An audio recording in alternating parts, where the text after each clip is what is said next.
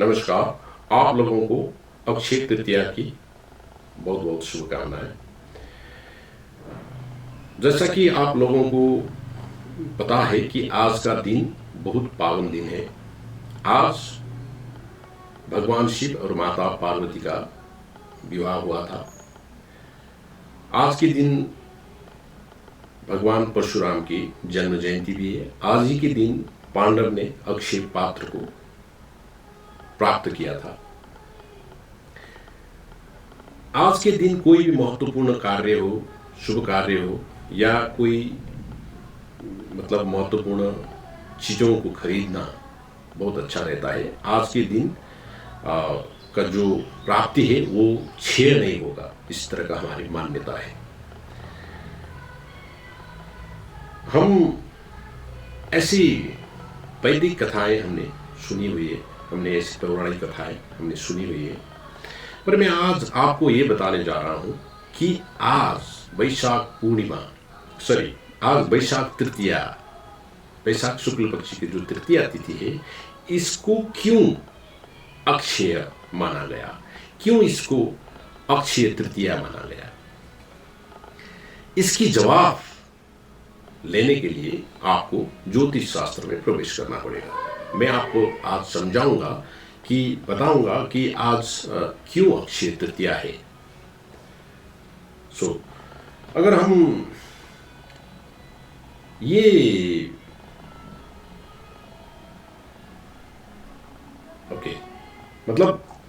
कि इसको समझने के लिए आपको ज्योतिष शास्त्र में जाना पड़ेगा। ज्योतिष यानी ज्योति प्लस ईश्वर की ज्योति।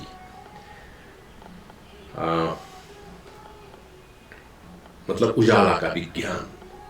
जैसे अंधेरे में आप अनुमान लगा सकते हैं, पर पूरा नहीं बता सकते कि उसमें क्या है। जब आप टॉर्च जलाते हो, ऑन करते हो या फिर कोई बत्ती जलाते हो, तब आपको दिखाई देता है कि उस अंधेरे में है क्या।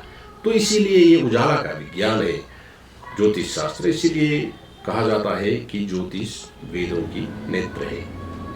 मैं आज आपको बताने जा रहा हूं कि आज के दिन इतना पावन क्यों है। देखिए, साल में एक बार आता है अक्षय तृतीया।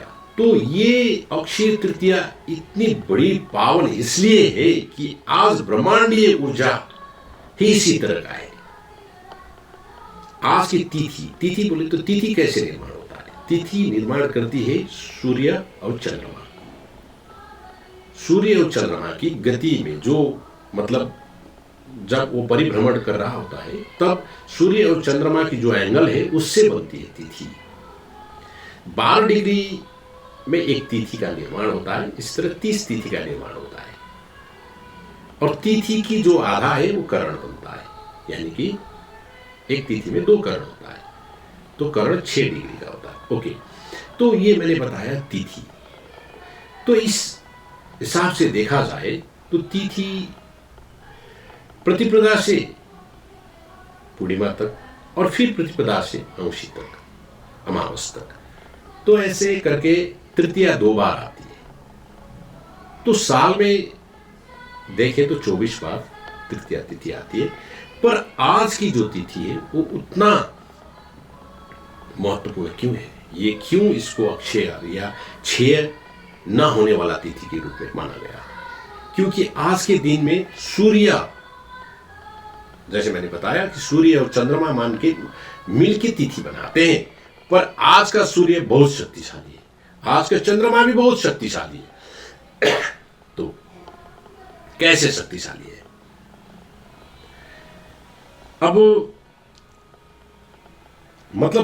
कि सूर्य जब उच्च की स्थिति में हो, अर्थात सूर्य मेष में उच्च की होती है 10 डिग्री तक, कोई उसको 20 डिग्री तक मानता है, कोई उसको पूरा मेष में उच्च का मानता है। मेष वैशाख में, यानी कि सूर्य पूरा वैशाख में क्या होता है? उच्च की अवस्था में होता है। अब चंद्रमा वृष में उच्च की मानी जाती है। वैदिक हिसाब से देखो तो जब तक चंद्रमा वृष राशि में रहता है, जो 2.25 दिन जो है एक राशि में रहता है चंद्रमा, तो उस समय उसको उच्च माना जाता है। पर अगर हम सूक्ष्म में चला जाए या फिर नक्षत्र की गहराई में चले जाए तो हम देखते हैं कि हम पाते हैं कि शास्त्र में चंद्रमा को वृष का जो पहला 3 डिग्री 20 मिनट है उसी पहले नवांश में, है ना, वहीं तक उसको उच्च को माना गया है। तो आज की दिन सूर्य भी अपनी उच्च अवस्था में और चंद्रमा भी उसकी उच्च अवस्था को प्राप्त होते हैं और दोनों उच्च की मिलकर जो योग बनाते हैं उसको अक्षय योग माना गया है। अभी मैं आपको दिखाता हूं आज के दिन। देखिए अभी अप्रैल 19 है, ये अप्रैल 19। तो ओके, अभी देखिए तो अप्रैल 19 में भी आपको द्वितीय तिथि दिख रहा है कि 13:33 तक ये द्वितीय तिथि है। उसके बाद में तृतीया तिथि शुरू होती है। कब तक चलेगी ये तृतीया? कल सुबह 11:11 तक तृतीया तिथि रहेगी। ओके, तो ये तृतीया, क्या यही अक्षय तृतीया है? नहीं, ये तृतीया तिथि है। अक्षय तृतीया कब है मैं आपको अभी बताऊंगा। जैसे कि मैंने अभी बताया कि सूर्य मेष में 10 डिग्री तक उच्च की रहती है। कोई 20 मानता है, कोई 30 मानता है, एक अलग बात है। 10 डिग्री तक मान के चले अभी हम। और चंद्रमा वृष में 3 डिग्री 20 मिनट तक उच्च की अवस्था में रहती है। अब हमें वो समय ढूंढना है। तो अभी देखते हैं कि ओके, तो सूर्य को देखें तो पूरा वो 10 डिग्री तक, यानी कि मतलब अभी हम अप्रैल के 19 को अभी देखें तो सूर्य 3 डिग्री में है। वो तो 10 डिग्री के अंदर में दिन में 1 डिग्री चल रहा है वो, तो उसको सूर्य उच्च की अवस्था में है ही है। अब हम देखते हैं कि चंद्रमा कब उच्च की स्थिति में प्रवेश करेगा। अभी हम देखें तो ये अप्रैल का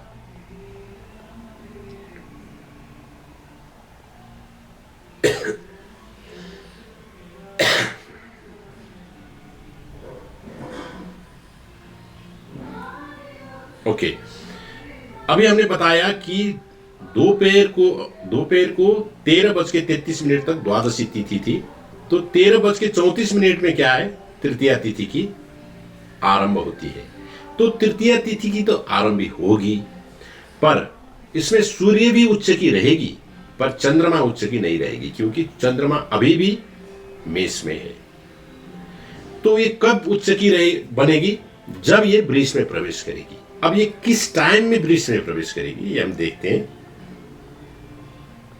अभी मैंने एक कैलकुलेशन किया तो देखा कि 17:34 में चंद्रमा वृष में प्रवेश करेगी। तो प्रवेश कर चुकी है ये। यहाँ आप देख सकते हैं 0 डिग्री 0 मिनट 37 सेकेंड, ये मतलब 17:34। आप मोटा मोटी मान लो 17:34 में क्या है कि ये चंद्रमा भी अब उच्च का हो गया, ये परम उच्च का स्थिति में आ गया। अब ये कब तक रहेगा इस परम उच्च की स्थिति में?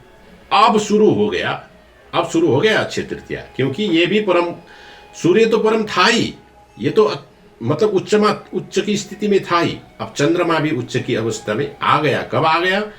17:34 में ये उच्च की अवस्था में आ गया।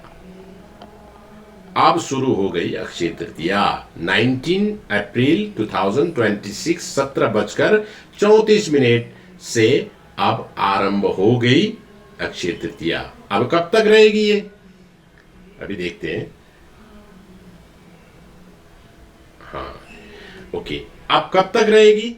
ये 3 डिग्री 20 मिनट तक ही उच्च की रहेगी। उसकी बाद उसको उच्च को नहीं मानते। वैसे मानते हैं, पर अगर हम माइक्रो डिटेलिंग में जाएं या नक्षत्र की गहराई में प्रवेश करें तो हम पाते हैं कि 3 डिग्री 20 मिनट तक ही चंद्रमा को उच्च की इस अवस्था दी गई है। तो 3 डिग्री 20 मिनट तक, यानी कि रात को 11:09 तक ये रहती है। 11:10 जब होगी तो चंद्रमा 3 डिग्री 20 मिनट को क्रॉस कर लेगी। तो इसका मतलब ये हुआ कि 19 अप्रैल, ये 19 अप्रैल की 17:34 पर शुरू होके 23:09 या रात को 11:09 में तक अक्षय तृतीया रहेगी। तो ये जो समय है, ये जो 5.5 घंटे करीब का ये जो समय है, ये बहुत महत्वपूर्ण समय है। ये बहुत महत्वपूर्ण समय है। इस समय में आप अपने जीवन को एलिवेट करने के लिए, आप अपने जीवन को उन्नत बनाने के लिए प्रार्थना कर सकते हैं। आप अपने जीवन में वो भगवत कृपा पाने के लिए आप प्रार्थना कर सकते हैं। आप इस जीवन में अपने जीवन में इस समय को मतलब ये चैंटिंग कर सकते हैं, मंत्र का उच्चारण कर सकते हैं, पूजा पाठ कर सकते हैं। वैसे इस समय में आप कोई भी महत्वपूर्ण कार्य कर सकते हैं। वैसे मैंने ये वीडियो भी बहुत लेट बनाई, सो मैं अपने कार्य व्यस्तता के कारण नहीं बना पाया, उसके लिए मैं माफ़ी चाहता हूँ आप लोगों से। ये जो स्थिति है ना, ये जो समय है 17:34 तक से 23:09 तक, यही वास्तविक अक्षय तृतीया है। इसी समय में आपको प्रार्थना करना पड़ेगा। ओके, सॉरी, ये तो मैं नेपाली डेट रख के बना रहा था, तो मतलब मोटा मोटा आप मान के चलो, ये 15 मिनट की डिफरेंस है नेपाल और इंडिया में।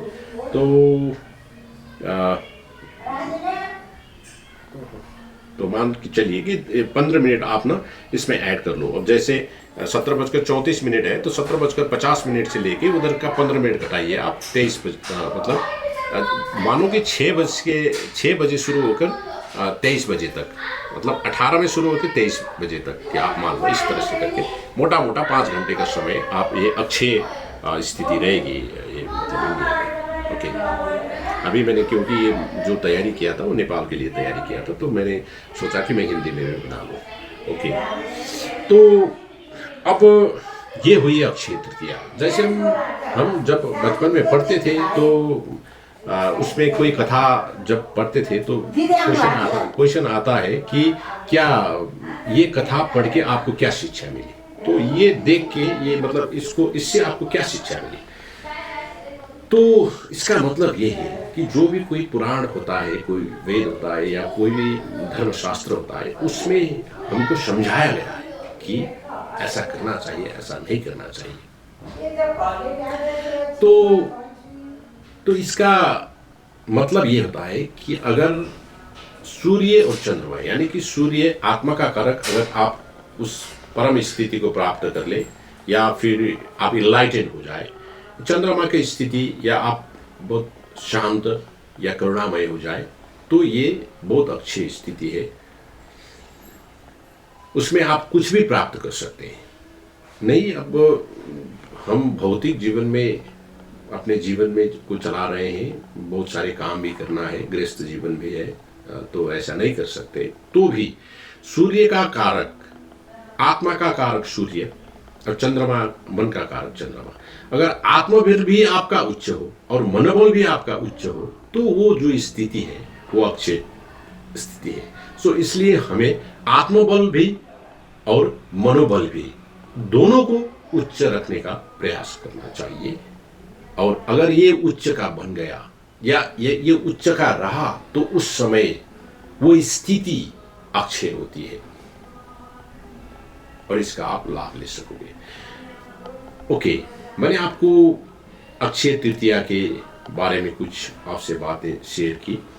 आपने ध्यानपूर्वक वीडियो देखा, इसके लिए आपको धन्यवाद। नमस्कार।